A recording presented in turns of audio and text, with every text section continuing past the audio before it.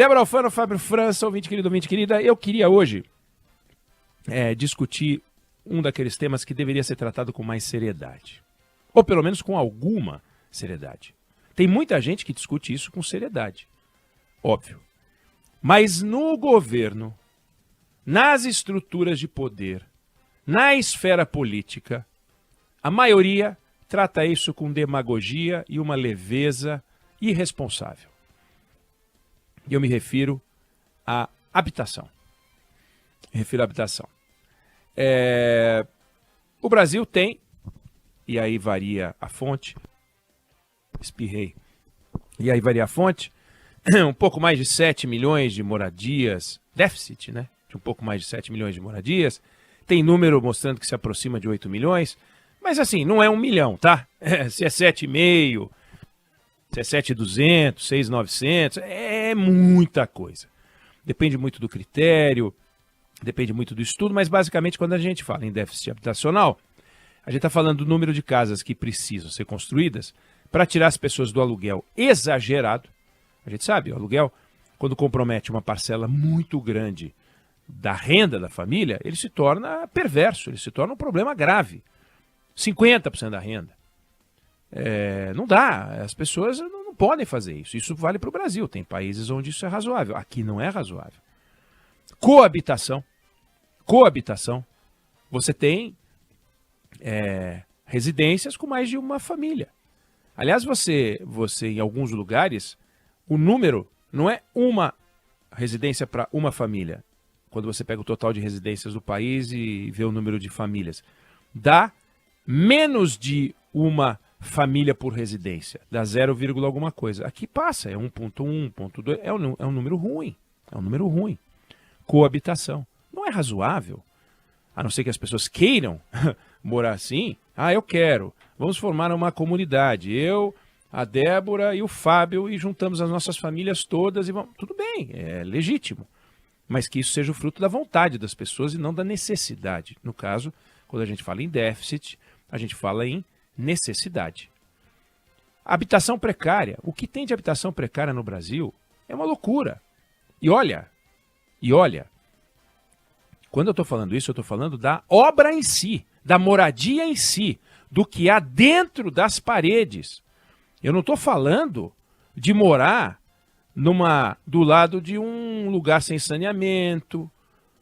Tem lugares que, se você for usar o critério luz precária, pisca-pisca, se você for usar o critério rigoroso, que na volta da casa da pessoa a situação tem que ser tão boa quanto dentro da casa da pessoa, pode ter certeza que é bem provável que esse número de 8, ou 7,5, ou 7,200 não seja isso e seja mais do que isso. E é claro que a gente precisa lembrar que não dá para simplesmente você ficar construindo casas para eliminar o déficit. Porque o ritmo de construção da sociedade impõe um certo número, porque as pessoas se casam, as pessoas se separam, os jovens viram adultos, e você tem que construir para manter o ritmo de crescimento da sociedade, das mudanças da sociedade e do desejo de mais espaço. Vamos ter um filho, precisamos de um quarto a mais. Tem que construir. Então você tem que construir aquilo que a sociedade pede pelo seu movimento social e você tem que construir aquilo que você já não construiu, porque você tem um déficit. Quando você faz as contas, saiu uma conta recentemente, analisando a necessidade de casa e o estoque, aquilo que precisa ser construído, quanto que você tem que construir até 2030. Débora, 30 milhões de moradias. 30 milhões de moradias, Fábio, é uma quantidade enorme. É um negócio inalcançável, é um investimento fabuloso. Um dinheiro que o Brasil não tem hoje e um dinheiro que o Brasil não vai ter. Não vai ter, é muito dinheiro, 30 milhões de moradias. Aí você diz, bom, mas e se a gente arrumar o dinheiro? Se a gente arrumar o dinheiro, a gente arruma o dinheiro. A gente se esforça, a gente vai lá no Jeff Bezos, vai no Zuckerberg, vai no da Tesla lá, o Elon Musk, e faz uma vaquinha de bilionário e pega o dinheiro necessário. Então agora a gente volta com uns porquinhos de moeda e tal, e agora a gente tem o dinheiro. E aí? E aí não vai conseguir. Por isso que eu digo que é um assunto que tem que ser tratado com seriedade. Não é só uma questão de dinheiro. O governo, quando fala disso, os políticos, quando falam disso, eles ficam aloca recurso para cá, aloca recurso para lá, aloca recurso, né? Mas não é só isso. Porque para você construir e você conseguir cumprir prazos que possam fazer e ver reduzir esse déficit, você tem que fazer uma coisa muito objetiva. Você precisa agilizar o processo construtivo. Não dá para levar 2 anos e meio para construir um imóvel quando dá para construir em 1 ano e meio. Mas não é porque o pedreiro é lento, não é por nada disso, é porque é preciso industrializar o processo construtivo como acontece em qualquer país civilizado. Você não pode fazer tudo no canteiro de obra. Você tem que fazer parte ou partes da casa numa fábrica, numa indústria. Se você conseguir fazer partes da casa numa indústria, você consegue, em algumas etapas da obra, reduzir o custo em 30%, 40%. Tem estudos mostrando que você reduz em 50%. E também no tempo. E por que você reduz? Porque você consegue fazer uma linha de montagem de pedaços. E se você gasta menos por unidade habitacional, você vai sobrar um dinheiro e, portanto, você faz mais casas com o mesmo dinheiro. Portanto, se a gente não tiver isso e a gente for pedir dinheiro para os bilionários, não vai resolver. Então a gente teria que industrializar o processo de produção, que também não é trivial. Como que você fala? Agora vamos industrializar. Como é que você faz? Por onde você começa? Esse processo envolve trocar alvenaria por bloco de concreto, envolve trocar alvenaria por aço. E aí vem um negócio asqueroso que dói na alma. Se você fabricar um pedaço do apartamento, do prédio, da casa, numa indústria, em vez de fabricar aquele pedaço de maneira menos linha de montagem, no canteiro de obra, a tributação é diferente. Ou seja, é a mesma coisa. Eu estou fazendo uma estrutura qualquer numa fábrica, eu estou fazendo uma estrutura qualquer no canteiro de obras. A tributação é diferente. Você diz, não, mas peraí, são coisas diferentes? Não. É uma pizza aqui e aqui é uma pizza também. Mas se mudar o CEP da pizzaria, aí muda o tributo. Mas não é o CEP porque mudou de estado, não, é no bairro, não importa, porque é indústria. Uma coisa é indústria, outra não é igual, é diferente. Então, é o ambiente, não tem telhado, que é uma indústria, o canteiro não tem o telhado, aí pode. Aí o outro tem telhado, é uma indústria, chama de indústria, é o CNPJ, aí não pode, a tributação é outra coisa. Não, peraí. Então percebe, tem que industrializar. Agora a gente está falando de tributação. Então quando eu falo em habitação, não é só tijolo, cimento, argamassa, piso. Não é só isso, não.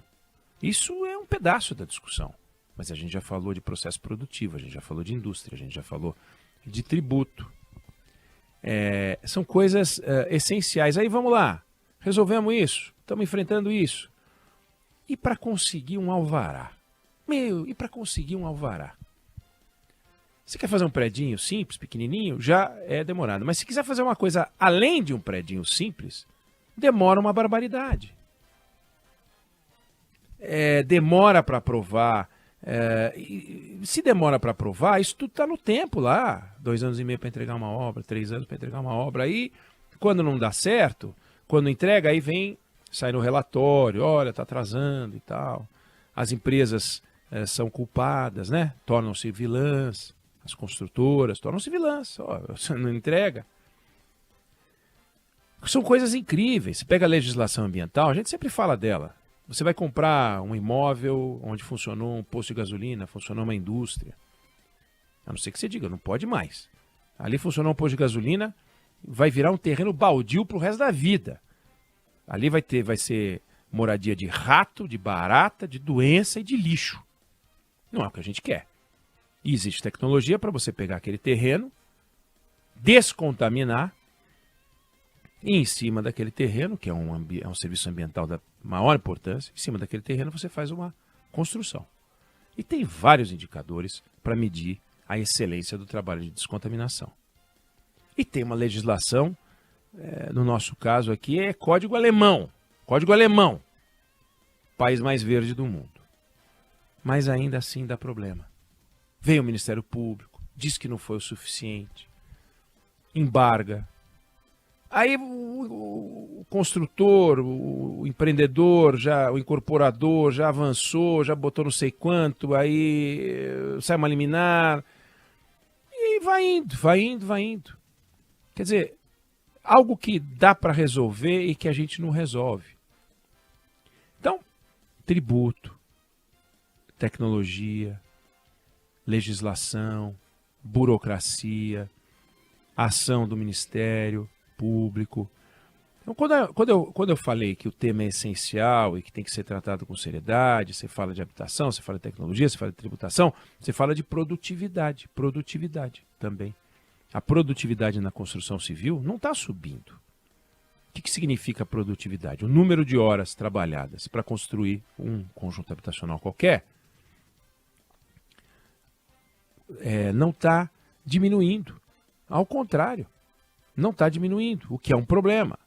Então, se a gente tem tecnologia, se a gente tem novos materiais, se o canteiro de obras acaba sendo usado mais para montagem ou também para montagem de pedaços que são feitos numa indústria, se você tem uma desburocratização, se você tem uma compreensão do Estado de que as empresas são mais responsáveis do que parece, e se não for impune, você ganha tempo.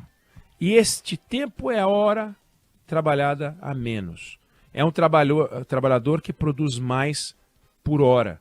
É um trabalhador mais importante. É um trabalhador mais essencial. E com isso, você pode reduzir o custo final da unidade. O que significa reduzir o custo final da unidade? Viabilizar a compra. Porque se você reduz o custo final, é menos taxa de juros para as pessoas que vão menos tempo pagando taxa de juros, menos quantidade de dinheiro desembolsado. O pedaço do ordenado ou da renda das pessoas que vai para o pagamento da unidade vai ser menor. Custo menor por metro quadrado. Tudo isso é custo menor por metro quadrado no final, na última linha. Então, é fundamental que a gente discuta isso para que a gente não entre na viagem, na demagogia dos governantes. Eu entreguei não sei quantas moradias e os números sempre impressionam. Dia desses a gente ouviu o presidente da República, entregamos 2.700 obras, residências na Bahia. 2.700, imagina se alguém tivesse, você que me escuta, tivesse 2.700 imóveis no seu imposto de renda. Claro que impressiona, né? 270 imóveis, 27 imóveis, 2 imóveis. Impressiona. Mas é muito pouco diante do déficit que a gente tem. E nesse ritmo em que a gente vai construindo as coisas, a gente não vai conseguir diminuir. Então a gente constrói. E está enxugando gelo. Está enxugando gelo. Não cai o déficit. Em alguns momentos, na curva histórica, cai um pouquinho, depois ele volta a subir. Então, é fundamental a gente olhar isso com serenidade e seriedade, que é o que está faltando. Eu não sei se você concorda comigo, se você discorda de mim, mas esse é o meu ponto de vista sobre o assunto.